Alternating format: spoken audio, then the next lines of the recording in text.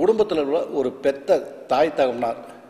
அவங்களுக்கே தெரியாமல் அந்த பையங்க எவ்வளவெல்லாம் தவறு செஞ்சு தன்னுடைய வாழ்க்கையை அழிச்சிக்கிட்டு வராங்க அப்படிங்கிறத இந்த நிகழ்ச்சியில் வந்து அதிகபட்சமாக நான் சொல்லி வந்துட்டுருக்கேன். ஏன்னா படிக்கக்கூடிய பையன் ஏதோ ஒரு காரண காரியங்களால் இதுதான் காரணம் அப்படிங்கிறது கிடையாது. ஏதோ ஒரு காரண காரியங்களால் கெட்டு தப்பாகி அவனுடைய வாழ்க்கையை வந்து வீண் பண்ணக்கூடிய ஸ்டேஜில் வந்துட்டு இருக்கான். அவனுடைய வாழ்க்கையை வீண் பண்ணக்கூடிய ஸ்டேஜில் வந்துட்டு இருக்கான். அதே மாதிரி திருமணம் பண்ணக்கூடிய மணமகன் பார்த்தீங்கன்னாக்க திருமணத்துக்கே தகுதி இல்லை, அவனுடைய வாழ்க்கை சின்ன பண்ணமாயி திருமணமே அப்பா அம்மா என்ன சொல்கிறாங்க, தம்பி உனக்கு வயசாகிடுச்சு பொண்ணு பார்க்க ஆரம்பிக்கலாம் அப்படிங்கிற ஒரு ஸ்டேஜில் இருக்கும்போது அந்த பையன் என்ன மாதிரியெல்லாம் தவறு செஞ்சு தன்னுடைய வாழ்க்கையை என்ன அளவுக்கெல்லாம் சின்ன பண்ணமாக்கி நண்பர்கள் சேர்க்கையால் அவனுடைய வாழ்க்கையை வீண் பண்ணி திருமணத்துக்கே தகுதி இல்லாத ஸ்டேஜில் இருக்கிறத தன்னுடைய தாய் தப்புனார் சொல்லாமல் அவனுடைய தலையில் அவனே மண்ணை வாரி போட்டுக்கிற சூழ்நிலை அதிகபட்சமாக தமிழ்நாட்டில் நடந்துட்டு இருக்கிற நிகழ்ச்சி இது. அதே மாதிரி 50-55 வயசுக்கு மேலே ரிட்டையர்மெண்ட் ஸ்டேஜுக்கு மேலே வரவங்க பார்த்தீங்கன்னாக்கா எவ்வளவுதான் பணத்தை சம்பாரித்து வச்சுருந்தாலும் கோடி கோடியாக பணத்தை சம்பாரித்து வச்சுருந்தாலும் அந்த மனைவிக்கும் அவங்களுக்கும் அந்த இல்லறம்ப சுகம் அப்படிங்கும்போது பார்த்தீங்கன்னாக்கா எதுக்காக இந்த இல்லறம்ப சுகம் 50-55 வயசுக்கு மேலே அப்படின்னு சொல்லி சொல்கிறோம் அப்படின்னாக்கா ஆண்கள் வந்து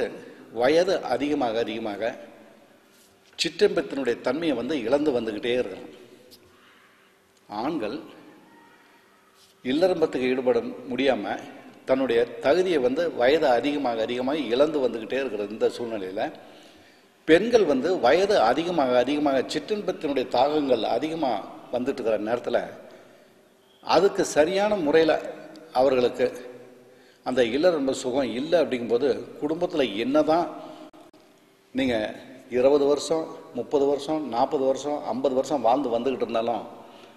அந்த 10 நிமிஷம் அடையக்கூடிய அந்த இல்லறம்ப சுகம் அப்படிங்கிறது பார்த்தீங்கன்னாக்க 2 பேர்த்தையுமே ஒரு பெரிய இணைப்பு பாலமாக அந்த இல்லறம்ப சுகம் அப்படிங்கிறது பெரிய அட்டாச்மெண்ட், அதாவது வாழ்க்கையை வந்து 2 பேரும் இணைச்சி அந்த சந்தோஷப்பட்டு அந்த உள் மனசுலேருந்து அவங்க படுற சந்தோஷங்கள் இருக்க உள் மனசுலேருந்து அது சிரிக்கக்கூடிய சந்தோஷமோ மனசை விட்டு வாய் விட்டு சிரிக்கக்கூடிய சந்தோஷங்கள் எந்த நேரத்தில் வருதுன்னா அவங்க 2 பேர்த்துக்குமே அந்த 50-55 வயசுக்கு மேலே அந்த இல்லறம்ப சுகம் அப்படிங்கிறது வந்து முழுமையாக கிடைச்சி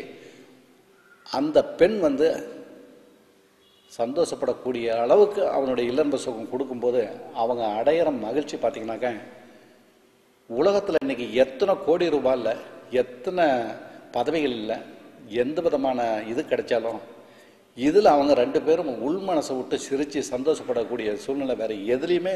உலகத்தில் எந்த இதுலேயுமே கிடைக்காது அப்படிங்கிறத இதன் மூலம் தெரிவிச்சுக்கிறேன்.